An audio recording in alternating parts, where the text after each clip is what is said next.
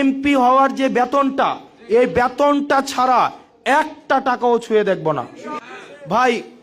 আমার আয় দিনের মতো স্পষ্ট। আমার আব্বা রাজমিস্ত্রি কাজ করত, 22 বছর বিদেশ ছিল, ওমানে ছিল, দুবাই ছিল, সৌদি আরবে ছিল, এরপরে হচ্ছে আবুধাবি শহরে ছিল, যেটা হচ্ছে আপনার ইয়ার শহর, আরব আমিরাতের একটা শহর।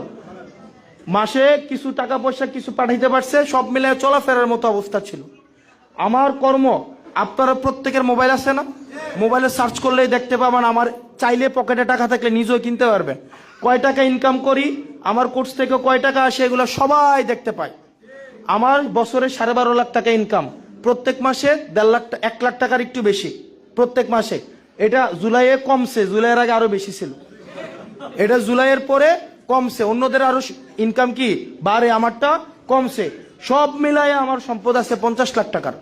আমি আপনাদের কাছে একটা কমিটমেন্ট দিয়ে গেলাম, আজকে যদি নির্বাচিত হইতে পারি, আমার জীবনে আমি কোনোদিন কন্ট্রাক্টারি করব না।